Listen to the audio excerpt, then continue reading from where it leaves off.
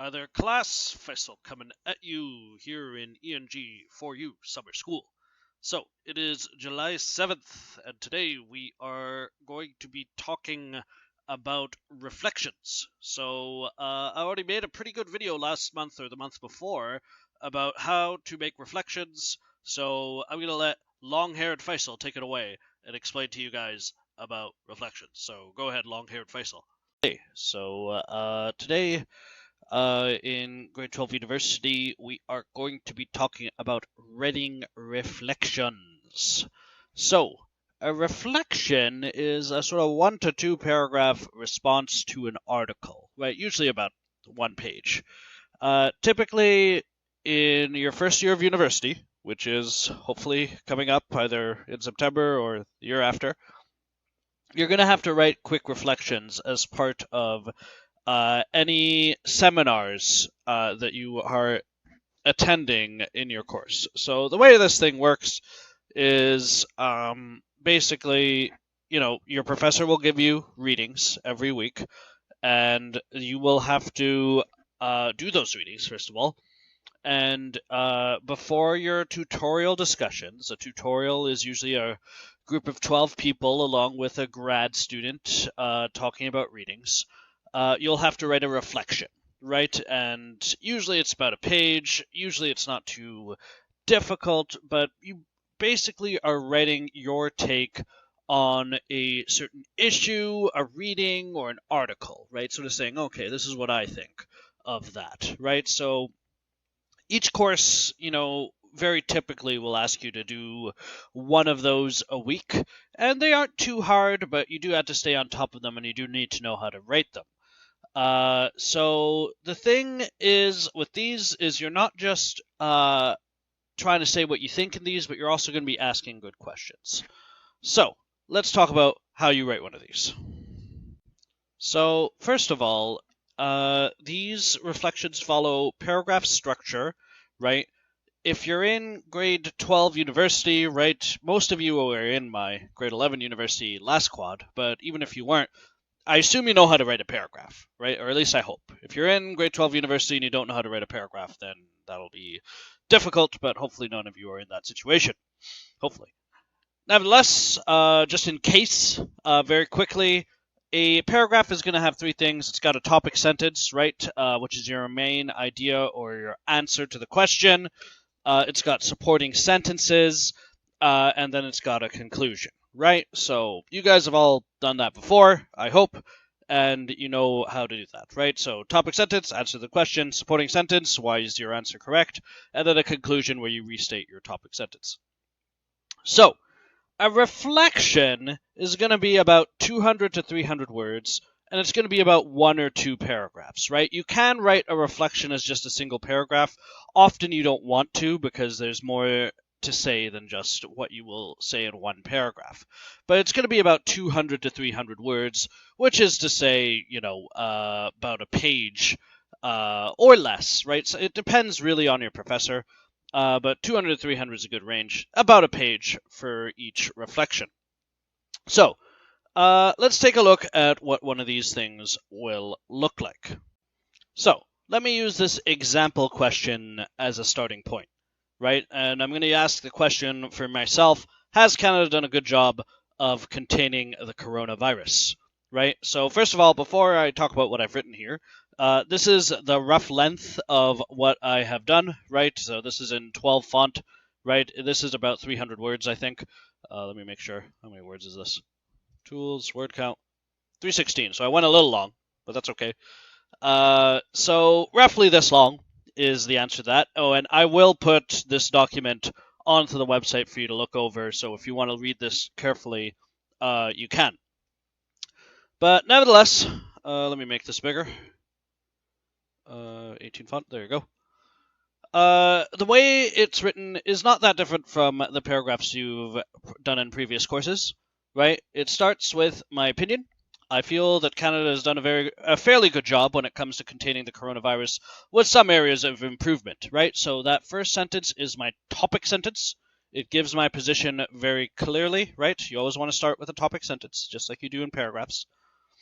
And then after that, I go through my evidence, right? We shut down the country in March after seeing a large spike of cases and have generally done a good job of social distancing over the last 2 months.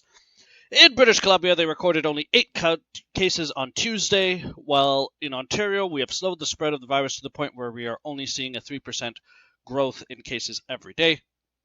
We are also taking the lead worldwide in clinical trials with certain procedures of certain procedures, with Canada undertaking the world's largest trial of plasma antibodies with blood from patients who have recovered being used to treat patients that are still fighting the virus. Certainly, Canada can at least say that we have done a much better job of containing this virus than the country south of the border. As of today, for every million persons in Canada, coronavirus has killed 107, while the Americans have seen their deaths per million rate go to 218, and is only getting worse. Canada has thus done a fairly good job when it comes to containing the coronavirus. Okay, so over here, just like usual, you've got my supporting sentences. Now, you don't need to do the whole thing with, like, first of all, for example, second of all, for example, right? All of that business, right? This is a reflection. You don't have to use specific transition words, but you do want to make it flow, right? And you want to make it your own. What you'll find now that you're going towards university is that it's not as much about structure as it is about style. Right? So don't think you have to copy the way I write, right? And use the same transition words or anything like that, right? You should just do it in the way you think is best. But nevertheless, what you see me doing in this supporting paragraph here, or supporting sentences, is you see me just bringing out whatever facts I need, right? 8 new cases in British Columbia, 3% growth worldwide, all of that sort of thing. That's what I'm doing in order to prove my point. Now, generally, and you might don't get mad at me if a professor tells you something different in September, but generally speaking, a reflection has less emphasis on citation, right? I had plenty of reflections that I wrote in university where I never had to cite. So generally there's less emphasis on that because it's more about your reaction and your feelings about a matter, right? That being said, we will learn a little bit more about citation later on, right? I usually leave that for the second week of the course. So if you know how to cite already, by all means, go ahead and cite, but you don't have to in this case. Anyway, I use my facts, and I finish over here with a concluding sentence. But I then go on, right? I also say, however, while our health system has been strong, we clearly have failed in one regard, long-term care, right? So this is a second topic sentence, and it's building on what I've already said, right? Remember, in my first topic sentence, I said with some areas of improvement. So now I'm going to talk about areas of improvement in my second paragraph, right? So that's why it's good to put it all into 2 paragraphs when you're writing these kinds of things. At least 2, that is. You can do 3 if you want to. Don't do 5, or else that's too many. But if you have 2 different paragraphs, you can sort of chunk things better rather than putting all of the information into 1 paragraph. So it's a little easier that way. So let's see. As of this writing, nearly 80% of Canada's deaths have come from long-term care facilities, where elderly Canadians across the country have found themselves exposed to the virus with a nursing staff that did not have adequate equipment. If our long-term care facilities had been as prepared and as well-equipped as our hospitals, then many of those deaths could have been prevented. Canada has a whole host of different organizations running these facilities, many of which are privately owned. From this point onward, would it be a good idea for the government to run these facilities themselves, right? I'm going to actually change that. Run these facilities themselves with full funding from the public. So, it's just in a second paragraph. It still uses topic sentence, supporting sentences, and a conclusion, but it's building things up.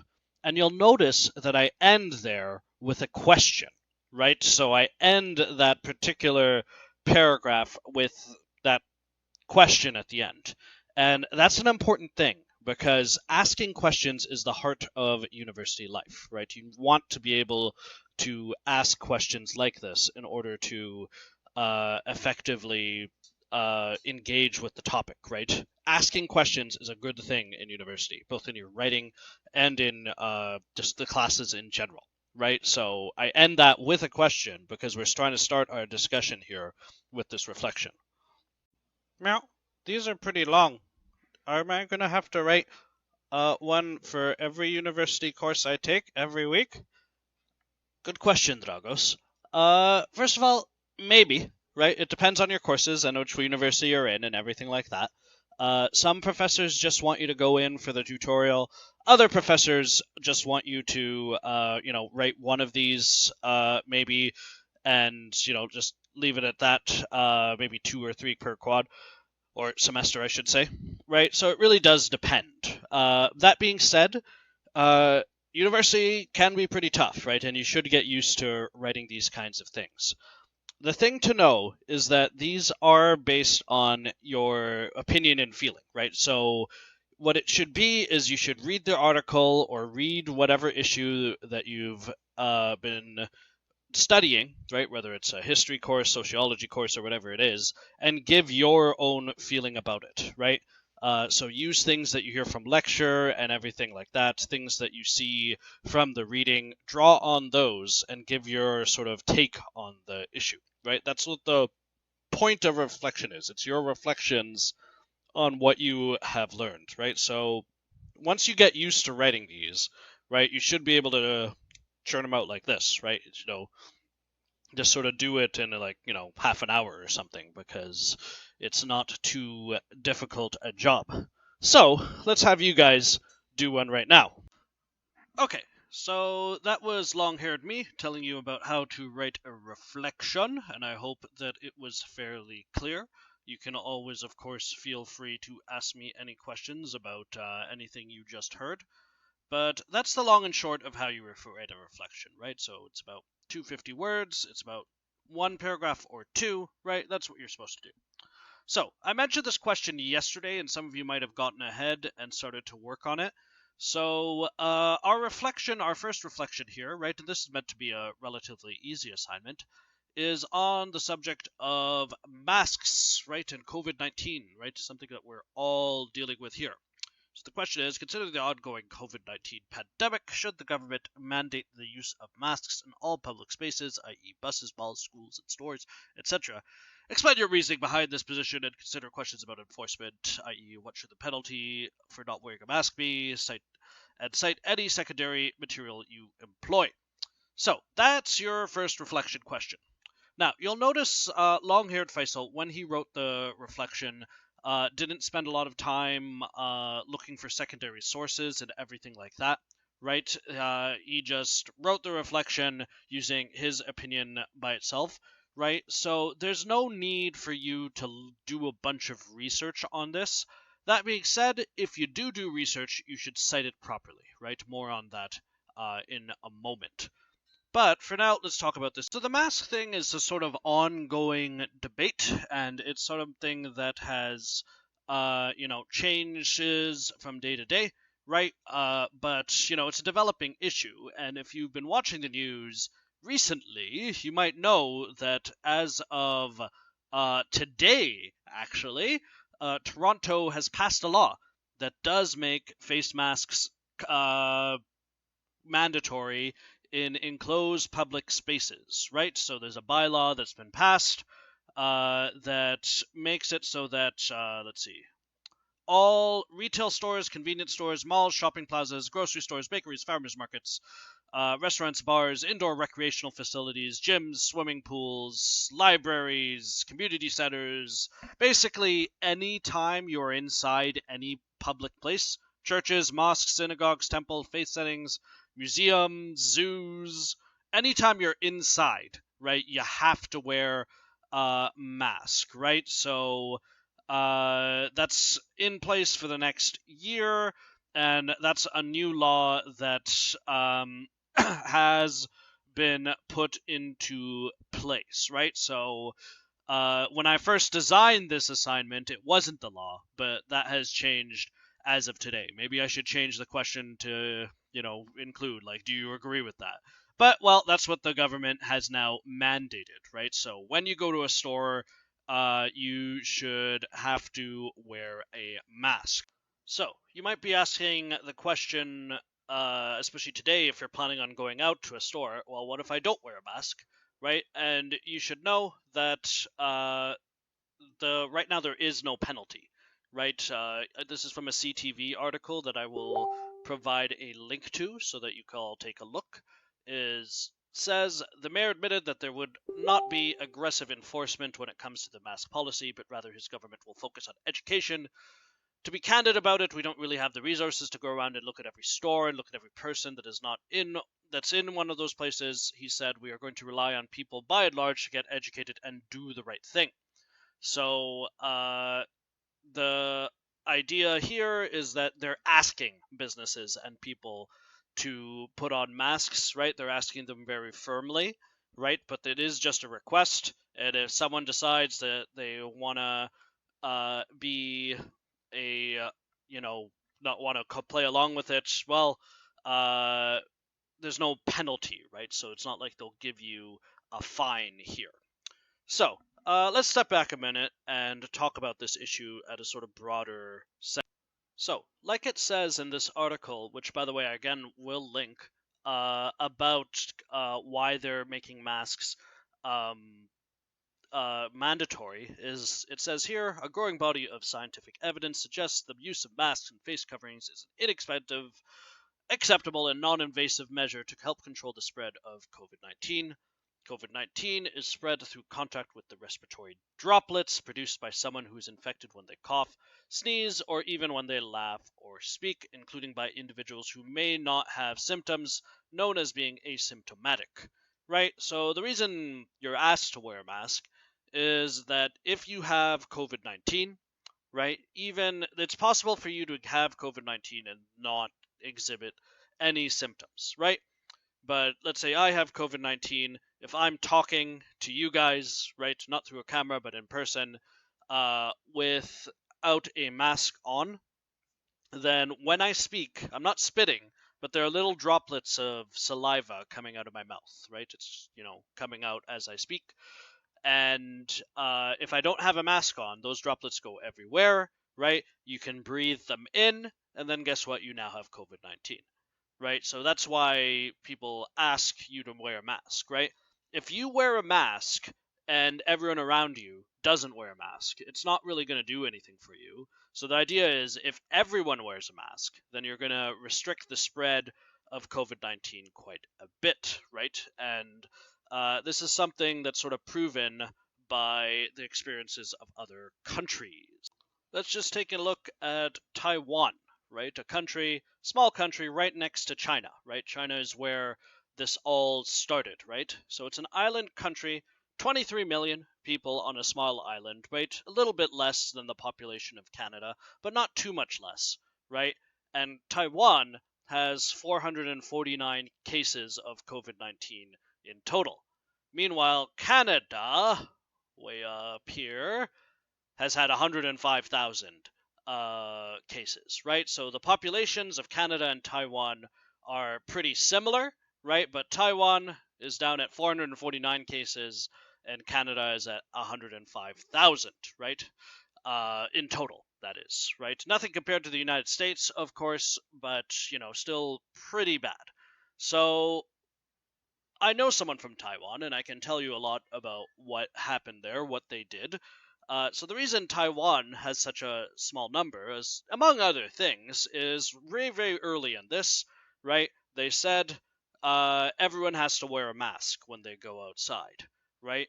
And if you don't wear a mask, you've got to pay about $5,000 in fines. If you go outside your house without a mask, right, on, then you're going to pay, and the police see you, you get hit with a fine of $5,000, right? So, needless to say, everyone wore a mask, right?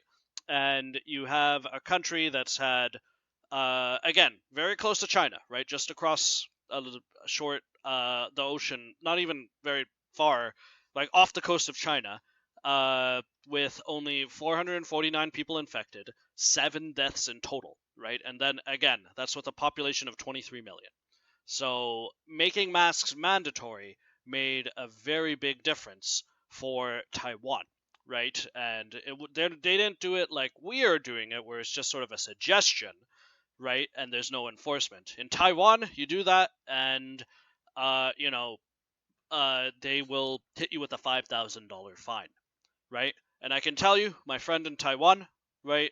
She is able to go out, hang out with her friends, go on trips, and do whatever she wants, right? Because, well, if there are only how many cases? There are 4 people, 4 active cases of COVID-19 in Taiwan total, right? 4 people out of 23 million have it.